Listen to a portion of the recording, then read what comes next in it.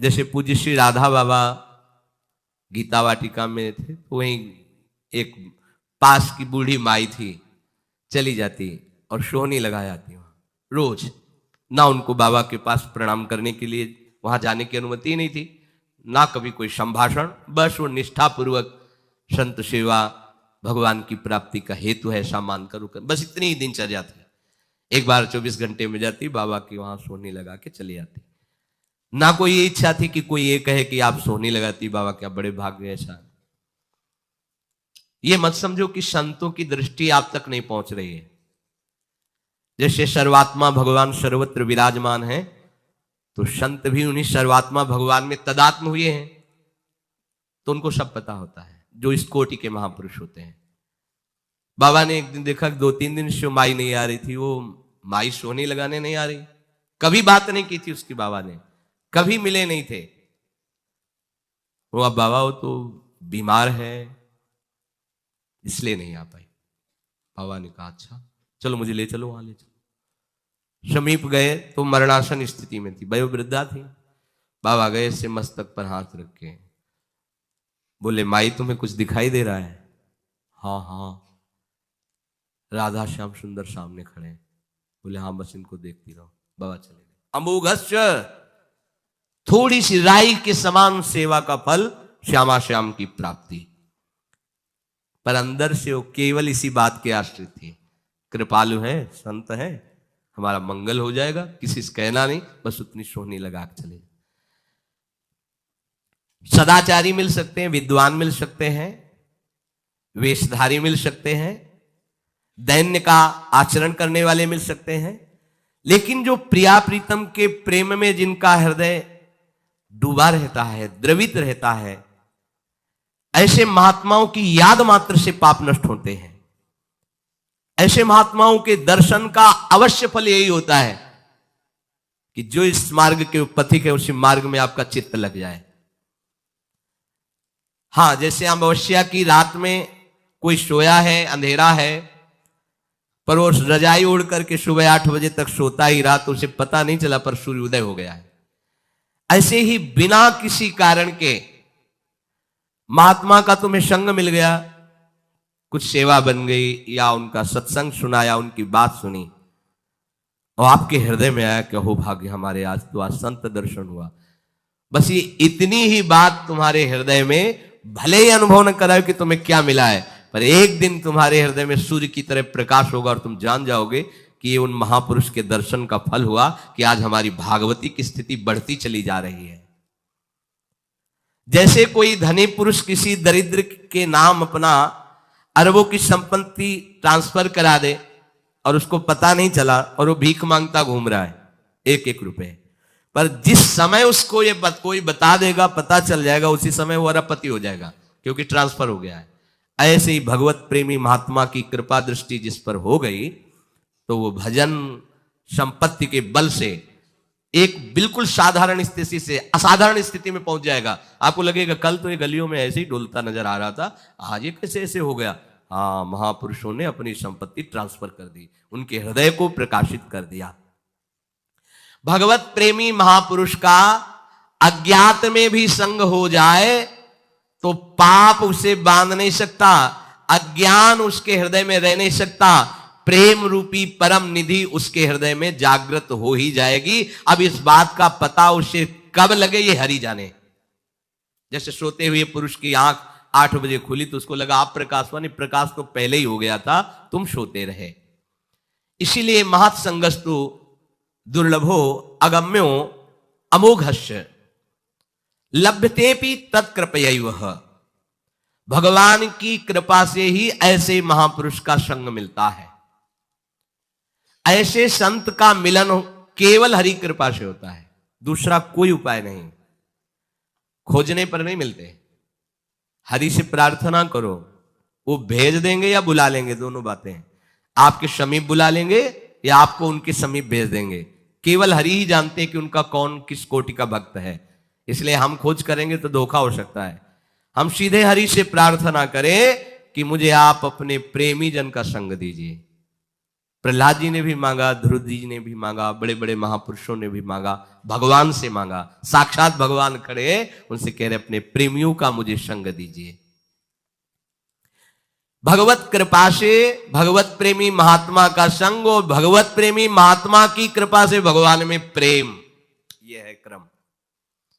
श्री कृष्ण कृपा से उद्धव का गोपी जनों की शरण में आना और गोपी जनों की कृपा से श्री कृष्ण प्रेम में उद्धव का मतवाला हो जाना।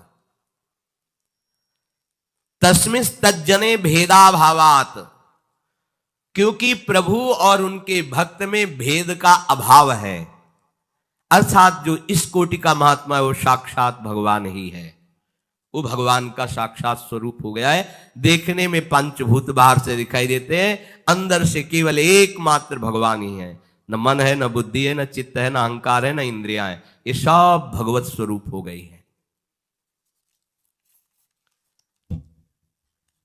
जो प्रभु के चिंतन में मगन रहता है, प्रभु सबसे पहले उसके हृदय में आके विराजमान हो जाते हैं। वो प्रभु का हृदय बन जाता है, प्रभु उसके हृदय बन जाते हैं।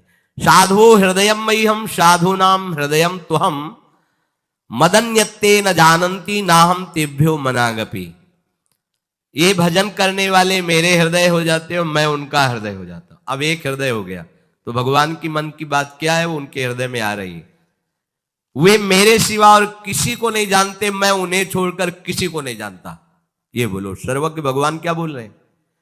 ये वो मेरे सिवा किसी को नहीं जानते तो मैं भी उनके सिवा किसी को नहीं जानता। ये बड़ी बात है। हम प्रभु के सिवा किसी को ना जाने ये तो बात ठीक है, क्योंकि सब प्रभु के स्वरूप ही है। सर्वज्ञ प्रभु कह रहे मैं उसके सिवा किसी को नहीं जानता। फिर ये था माम प्रपद्यन्ते तास तथैव, इतना प्यार करते हैं कि प्रभु के हृदय में वो बसा रहता है। जैसे भक्त के हृदय में भगवान, ऐसे प्रभु के हृदय में वो भक्त। तदेव साध्यताम तदेव साध्यताम। देवर्षि नारद जी कहते हैं भगवत प्राप्ति के लिए एक ही चाह करो कि भगवत प्रेमी महात्मा का संग मिल जाए और वो कभी छूटे ना, और उनकी आज्ञा के अनुसार हम चलें। उन महात्संग की ही साधना करो, उन्हीं की साधना करो। साधना करो इस बात की कि मुझे महात्मा मिल जाए। तदेव साध्यताम तदेव साध्यताम। साधना करो, भजन करके प्रार्थना करो प्रभु से कि आपके प्रेमी जन का संग हो जाए। भगवत प्रेम की प्राप्ति बिना भगवत प्रेमी महात्मा के हो ही नहीं सकती। रे मन रसकन संग बिन रंच न उपजय प्रेम। बोले कहो कृपा उपजय के भांति, तो रसिकन संग फिरो दिन राति। रात दिन रसिकों का संग हो तो भगवत प्रेम की उन्मत्तता हृदय में छा जाएगी। भगवत कृपा से प्रेमी संत मिल जाएंगे और संत मिलन से भगवत कृपा का अनुभव आपके हृदय में होगा, तो आप दैन्य होकर भगवत प्रेम को प्राप्त कर लेंगे। इसमें एक बड़ा रहस्य है कि जैसे कोई राजा है, वो बहुत बड़ा प्रतापी, बड़ी महिमा है, पर वो प्रेमी है ये रूप सबको पता नहीं होता। उसके राज शासन का, उसके वैभव का, महिमा का तो पता होता है, लेकिन वो इतना भी प्रेमी है कि राज सिंहासन से बिलग उसके स्वरूप को देखो तो ऐसा कोई प्रेमी है ही नहीं। उसके प्रेम स्वरूप को जानने के लिए राजा के किसी निजी प्रेमी से मिलना होगा, जो राज दरबार और निज प्रेम दोनों को जानता हो। क्योंकि राजा का प्रेम हर एक से नहीं होता। व्यवहार राजा के रूप में सबसे बर्ताव होगा, पर प्रेम का बर्ताव तो किसी बिरले से ही होगा। अब जब हम प्रजा के रूप में देखें तो अनंत ब्रह्मांड हमारे प्रभु के हैं। हमारे प्रभु सब के साथ बर्ताव राजा जैसा करते हैं। अवश्य में भोक्तव्यम कृतम कर्म शुभाशुभम भोगो। स्वतंत्र हो, जो करोगे भरोगे। हमारी तरफ से तुम्हें जल, वायु, आकाश ये सब फ्री है, पर आप जो तुम कर्म करोगे उसका तुम्हें भोग भोगना पड़ेगा। और वेद हमारे राजा का यशगान करते रहते हैं। ये जितने वेद पुराण हमारे प्रभु का यशगान करते हैं, लेकिन वो इतने भी प्रेमी हैं कि अपने भक्त के चरण चापते हैं। इतने भी प्रेमी हैं कि वो अपने भक्त के पीछे पीछे डोलते हैं। ये बात सबकी समझ में नहीं आती। ये वेद भी नहीं पहचान पाए हैं इस स्वरूप को। इसको तो कोई प्रेमी जन, इसीलिए ब्रज की लीला बड़ी गरिष्ठ लीला कही गई है। जहां वेद नेति नेति कहते हैं, ताई अहीर की छोहरियां छछियावर छाछ में नाच नचावे, ये प्रेमी स्वरूप है। ये किसी प्रेमी से ही पता चलेगा, वेद से नहीं।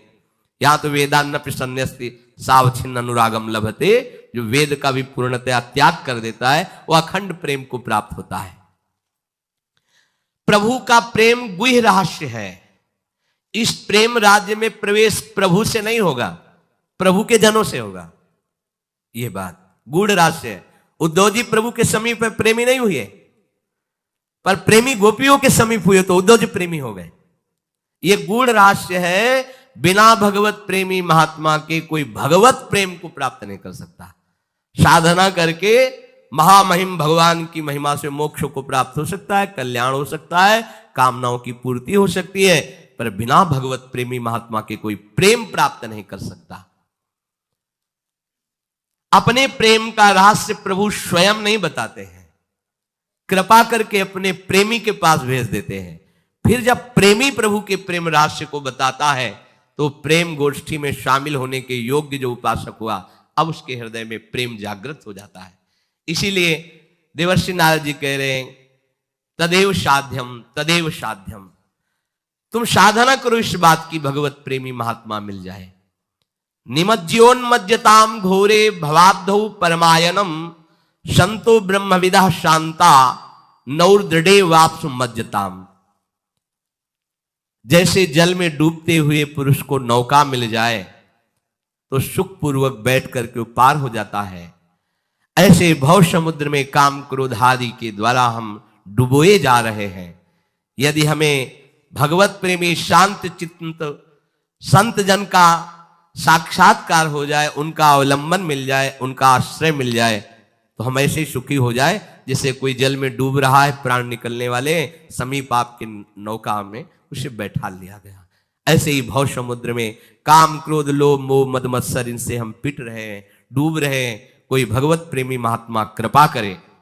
सच्ची कहते हैं आपसे, ज्ञान मार्ग में, संन्यास मार्ग में भगवान शंकराचार्य जी के उपदेशों के अनुसार, संत महात्माओं की वाणी के अनुसार, कृपा के अनुसार जो कुछ समझ में आया, तो उस समय हमें लग रहा था हम परमानंद में निमग्न हैं, हम निष्काम हैं। लेकिन जब हिताचार्य की शरण हुए और यहां रसिकों की कृपा को हुई, तब लगा अभी ककहरा भी नहीं शुरू हुआ। अभी तो हम ककहरा भी नहीं जानते प्रेम मार्ग का। जहां हमें पूर्णता लग रही थी, वहां का उपासक यहां अभी प्रारंभ भी नहीं माना। हमारा ही हृदय हमको गवाही दे रहा था कि नवनिवृत्त निकुंज विलासिनी, इस जुगल जोरी के मार्ग में अभी तुम अबोध बच्चे हो, काखा गागा भी नहीं आता। तो गुरु कृपा ही केवलम। और जब तक यहां का परिचय नहीं मिला था, तब तक हम अपने को पूर्ण मान लिए थे, क्योंकि है। पर जब इधर आए, तब उस समय जिसे हम परमानंद समझते थे, इधर आए तब लगा कि अगर ये चरणामृत न मिलता, ये कृपा न मिलती, तो हम समझ ही नहीं पाते। हम उसी को पूर्ण मानकर उसी में तृप्त हो रहे थे। यथोप श्रेयमाणस्य भगवंतम विभावशुम शीतम भयम तमोप्येति साधूनाम संसेवतस्तथा। जिस प्रकार विभावशु भगवान अग्नि का आश्रय ले लेने पर ना शीत रहेगा, ना भय रहेगा, ना अंधकार, तीनों नष्ट हो जाएंगे। इसी प्रकार जब भगवत कृपा प्रसाद से हमें किसी भगवत प्रेमी संत का संग मिलता है, तो पाप रूपी शीत नष्ट हो जाता है, जन्म मृत्यु रूपी भय खत्म हो जाता है, और अज्ञान रूपी अंधकार नष्ट हो जाता है। जैसे भगवान अग्निदेव का आश्रय लेने पर शीत भय अंधकार तीनों नष्ट हो जाते हैं, ऐसे भगवत प्रेमी महात्मा का आश्रय लेने पर पाप रूपी शीत, जन्म मृत्यु रूपी भय और अज्ञान रूपी अंधकार नष्ट हो जाता है। निर्मल ब्रह्मबोध या भगवत प्रेम किसी साधन से प्राप्त ही नहीं हो सकता।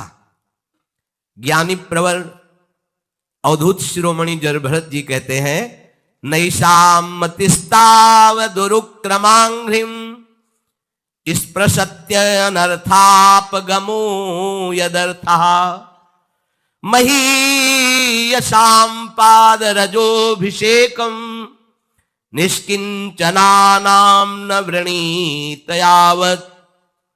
रहुगण, ये जो मैं तुम्हें तत्व ज्ञान भगवत प्रेम की बात कह रहा हूं, ये ना तो तपस्या से, न यज्ञ से, न दान से, न गृहस्थाश्रम द्वारा परोपकार सेवा से, ना वेदाध्ययन से, ना जल अग्नि एवं सूर्य की उपासना से ये प्राप्त नहीं हो सकता। कैसे प्राप्त होगा?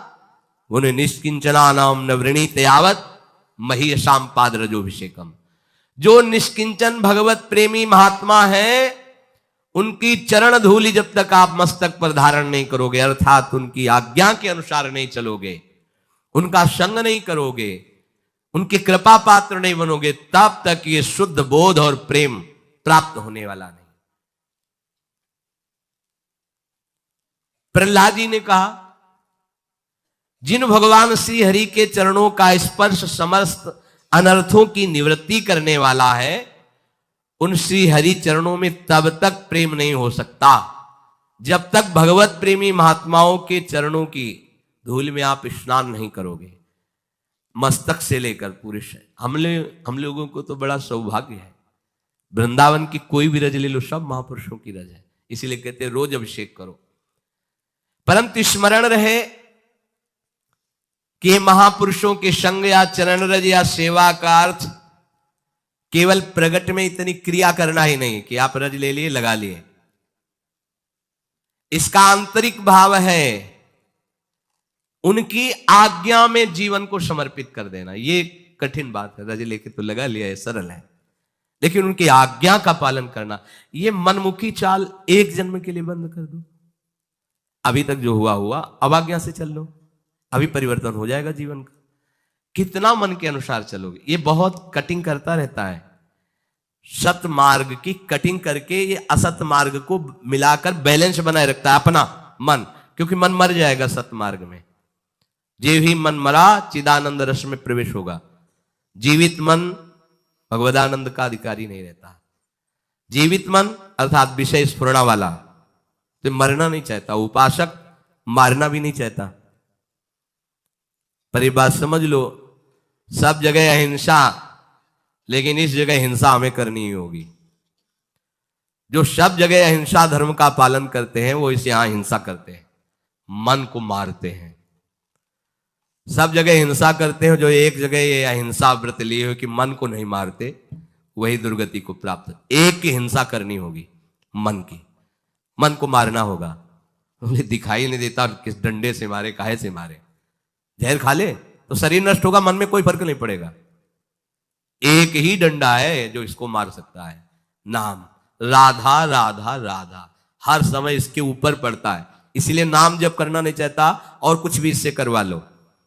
हाँ, घंटों आप कोई भी सेवा करवा लो, राजी हो सकता है, लेकिन 1 घंटे बैठकर तदाकार वृत्ति से एक नाम को निरंतर जपो, ये राजी नहीं रहेगा, क्योंकि हर नाम उसके ऊपर प्रहार की तरह पड़ता है, मन के ऊपर। एक बार इसे मारना होगा।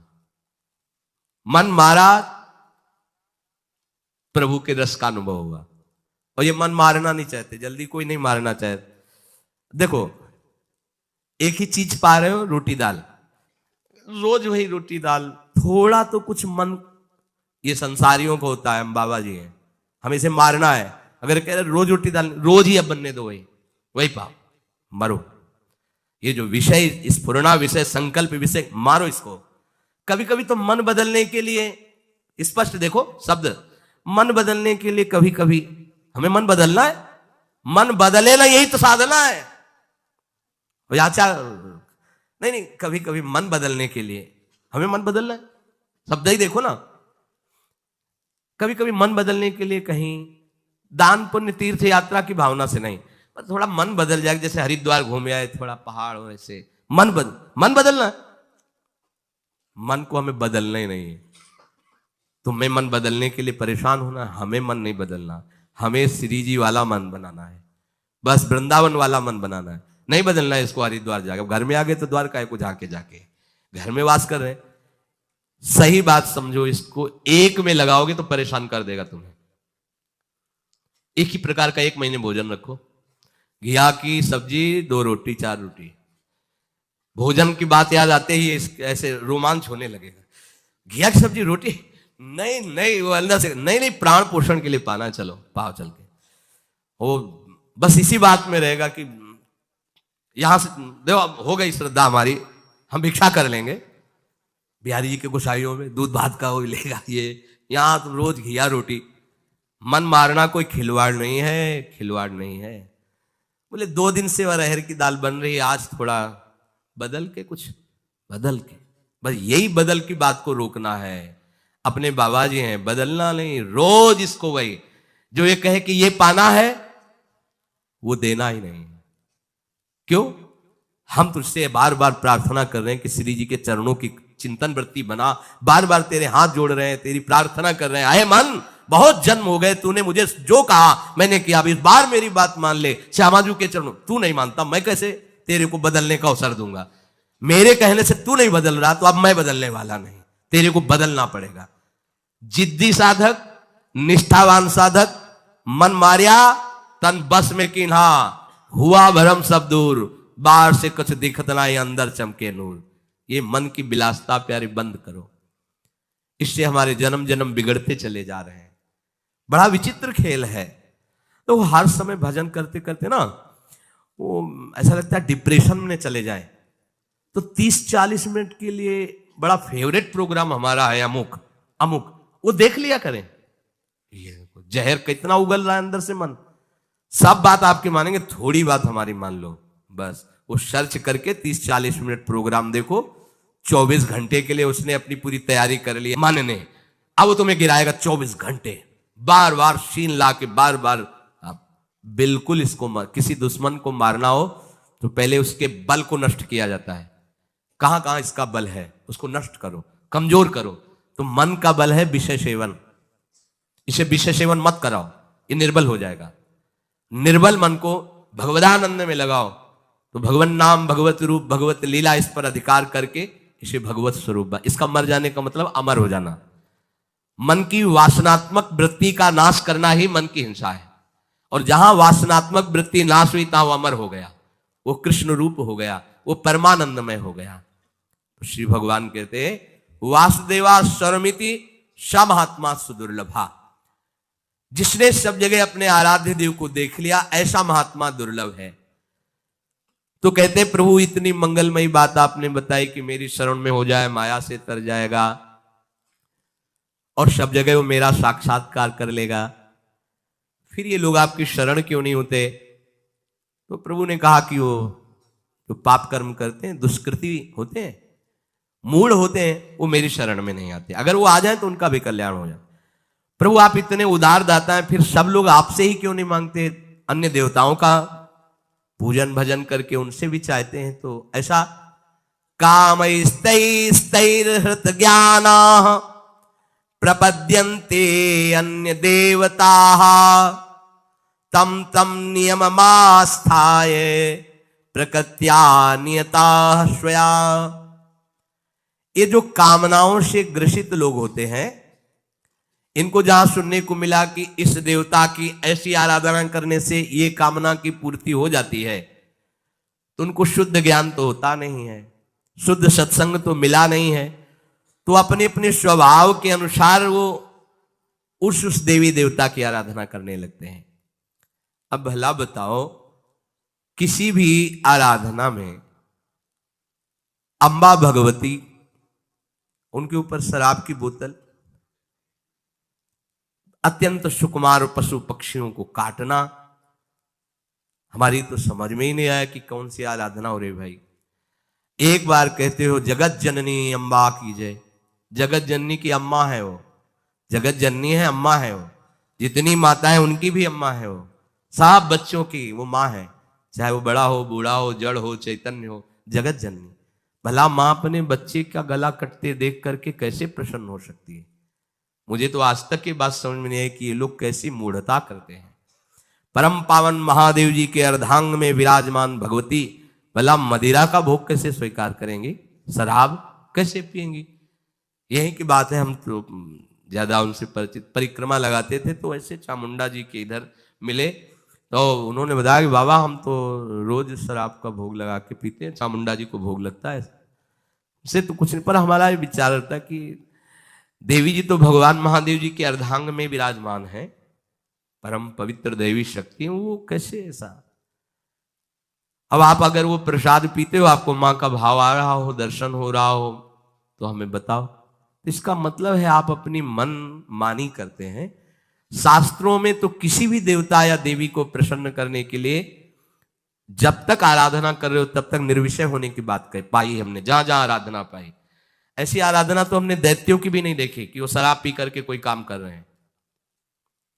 एक ब्रह्म ऋषि की तरह उनकी जीवनचर्या हुई है जब उन्होंने कोई भी अनुष्ठान किया है।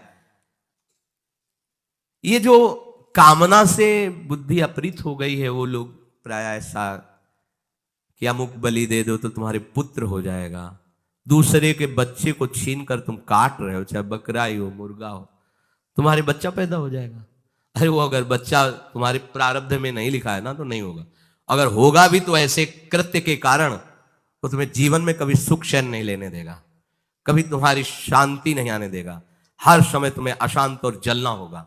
अधर्म से किया हुआ जो भी अनुष्ठान है उसका परिणाम विनाशकारी और दुखदायी होता है।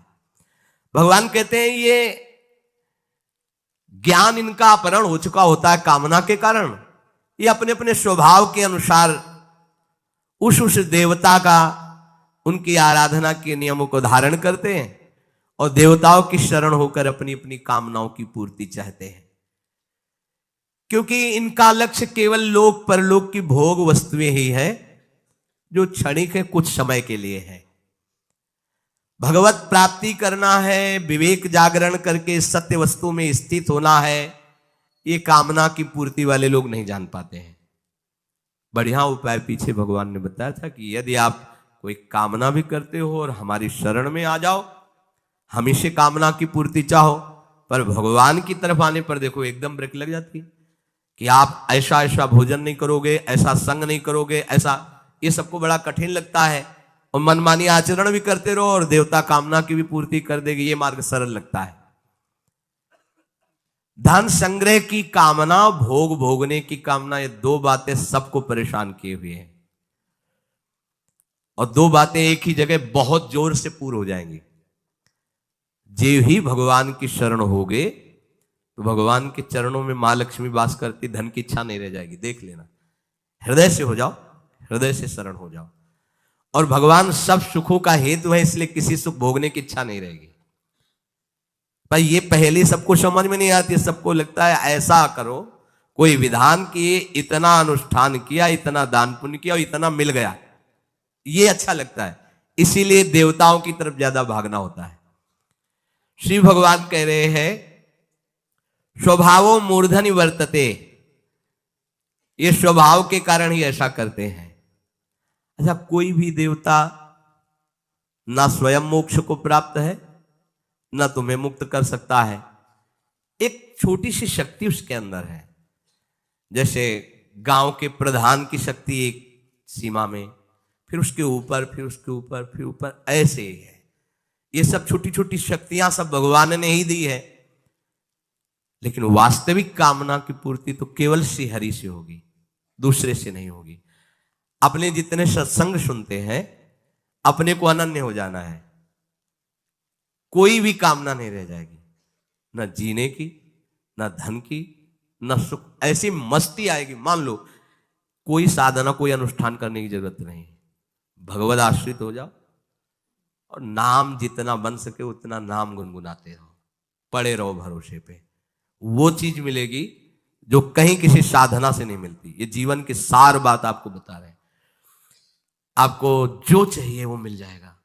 बस हमारी प्यारी जो की शरण हो जाओ, जितना बने नाम जपो, अन्य आश्रय रहित हो जाओ, सब ठीक हो जाएगा। ये जो बेचारे कामना से जिनका ज्ञान अपरित हो गया, वो यहां तक आ ही नहीं पाते, वो उसी में फंसे। अगर कहीं थोड़ा सा पवित्र भाव भी हुआ तो देवताओं का अवलंबन ले लेते हैं और उनसे अपनी कामना की पूर्ति के लिए आराधना करते रहते हैं। ये अमूल्य जीवन जो भगवत प्राप्ति के लिए था, निष्कामता के लिए था, भगवत प्रेम के लिए था, वो ऐसे ही खो देते हैं। अब अपने लोगों को सावधान होना है। प्रियालाल के सिवा अन्य कोई आश्रय नहीं, निरंतर नाम जप करते हुए जितनी श्वासें हैं वो केवल अपने प्रभु को समर्पित कर दें।